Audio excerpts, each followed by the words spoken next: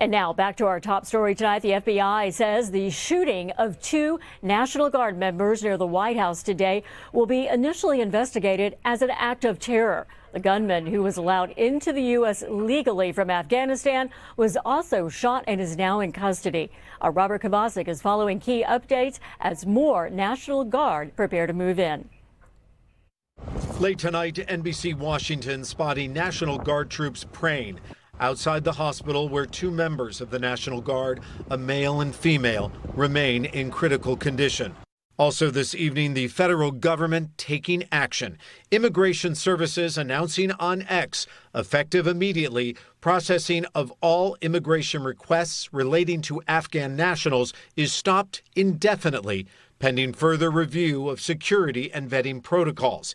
The announcement coming an hour after President Trump told the nation about the alleged shooter. We're not going to put up with these kind of assaults on law and order by people who shouldn't even be in our country. The president says the Department of Homeland Security confirms he arrived in 2021 from Afghanistan and is now the man allegedly responsible for a terror attack just 2 blocks from the White House. This is a targeted shooting. One individual who appeared to target these guardsmen. Video captured the moments police and National Guard troops subdued the suspect while a few feet away performing CPR on someone who's down. Suspect came around the corner. He immediately started firing a firearm at the 2 National Guard members. Both of the injured National Guard members from West Virginia. There were other National Guard members that were in the area.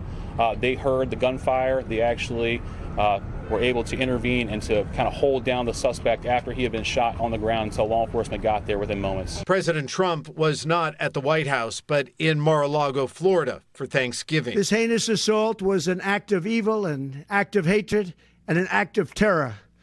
It was a crime against our entire nation. It was a crime against humanity. It was last May when President Trump ordered National Guard troops into D.C. to assist police in bringing down violent crime. Yesterday, he credited the troops with helping to do just that. And you can walk down any street in Washington and you're going to be just fine. And I want to thank the National Guard. Close to 2,200 members of the National Guard are in D.C. and more are coming. Tonight, I can announce that I have directed the Department of War to mobilize an additional 500 troops to help protect our capital city. NBC4 News has been told by California state officials that none of the National Guard troops in the nation's capital currently or on their way are from California. The alleged shooter is identified as 29-year-old Ramon Ullah Lockenwall. Most recent address, Bellingham, Washington. Tonight, NBC News speaking with a close relative of Lockenwall. The relative says Lockenwall is a husband and father of 5 boys who came to the United States after serving in the Afghan army alongside U.S. Special Forces troops.